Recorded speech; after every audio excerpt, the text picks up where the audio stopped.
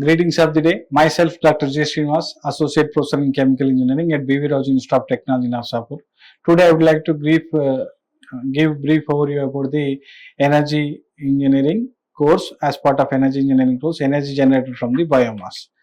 Energy from the biomass, generally biomass, what is meant by biomass?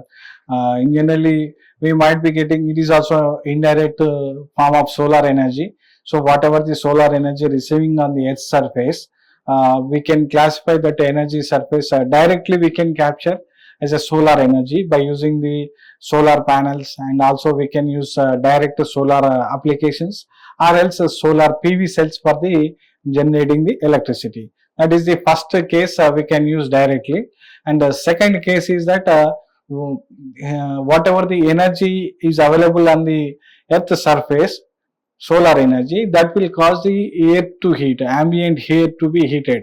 So that will cause the wind movement, and based on the wind velocity, we can capture the we can generate the electricity. That is the second way. And the third part of indirect energy is that the energy from the biomass. So in the photosynthesis reaction, the solar energy, the solar light will be captured. Solar light is used as a catalyst, and it will convert the whatever the carbon dioxide is there, that with respect to of the, in the presence of the carbon dioxide, sunlight, it will convert as the sugars as well as the oxygen. That oxygen we might be using, and whatever the carbohydrates and sugars we might be consuming for our energy production. So the biomass generated has the various kinds of utilization. So there is a huge quantity of biomass is available on the Earth's surface, and we can use that waste biomass to generate the electricity. So that is the main advantage of the biomass. So in the photosynthesis reaction, the 6CO2 plus 6H2O and light energy, that will give the sugars plus or carbohydrates plus oxygen. So, and also whatever the carbohydrates are there and sugar solutions are there, that generally carbohydrates we might be consuming for our energy generation, and whatever the waste energy is there, waste biomass is there, that biomass can be, we can capture the energy from the biomass. So in the biomass is generally organic based biomass only.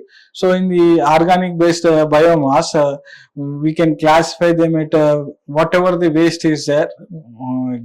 There are huge sources of the biomass are there. Agriculture crops, trees, tree waste, and forest waste, and organic waste, and municipal solid waste, as well as the sewage waste, all comes under the biomass waste only. So based on the availability nature, we can use the biomass source to the generate the electricity, and we can generate the biofuels, like various kinds of biofuels are available, like biogas is there. Based on the biogas, we can use whatever the biomass is there. If we dry biomass using the solar energy, or we can use any kind of energy, then we can get firewood. So that firewood directly we can use as a fuel wood, or charcoal we can make, or we can make if the biomass is very small, we can make it as a pellets, and if we process the biomass, we can generate the ethanol, biogas, and producer gas, and biodiesel. These are the various kinds of biofuels we can generate. While combustion the biomass, we might be generating the large quantity of greenhouse gases. To reduce that greenhouse gases, we are converting the biomass, whatever the biomass available in the solid form, to liquid form or either gaseous form. To reduce the emissions, that is the main criteria to conversion of the solid to liquids and solid to gaseous fuels. And we can generate the various kinds of first generation feedstocks we can consider, and if we consider the various kinds of energies produced from the various kinds of feedstocks, generally we can classify into four different types of categories. And in the first generation feedstock, food crops like corns, wheat, oil seeds are generally used, and they might be generating the various kinds of products like biodiesel, bioethanol, bioether, solid biofuels. These are the first generation fuels having high calorific value. And the second category fuels like non-food crops, inedible waste products, citrus peels, cotton stock, that will generate the cellulosic ethanol and biohydrogen, biomethane, diesel.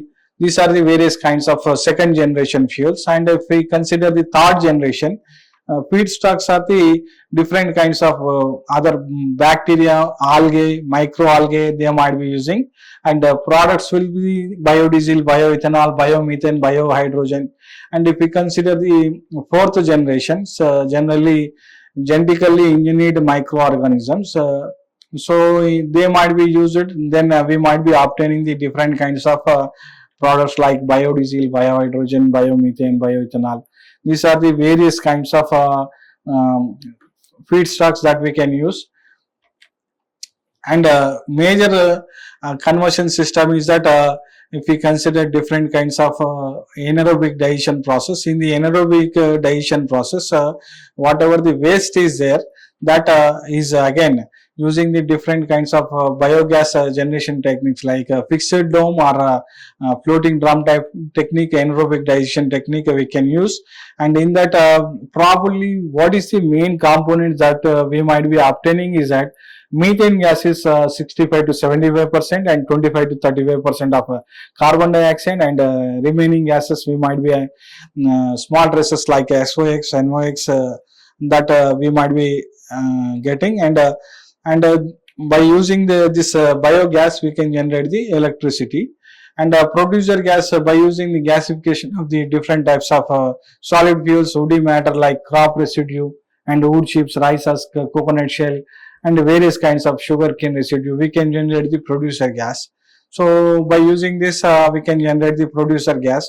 So what is the main whatever the gas is generated, whatever the oil is generated, our main purpose is to generate any kind of fuel from the waste and reduce the greenhouse gas emissions. So there are different types of gases we can generate, and based on that we can use for the various kinds of purpose.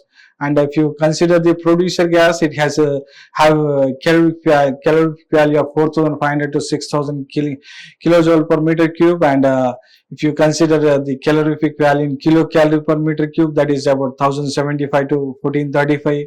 Then again, coal gas, water gas, coke oven gas, biogas, that is about 20,000 to 24,000 kilojoules per meter cube. Then natural gas, that is about 35,000 to 40,000, and LPG, it is about 93,000 to 95,000 kilojoule per meter cube. So these are the various kinds of calorific values of the various kinds of gases.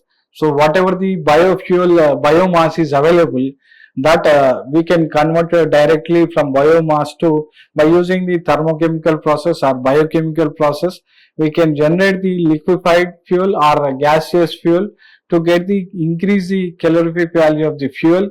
Then again, to reduce the greenhouse gas emissions. That is the main purpose of this conversion system. Thank you.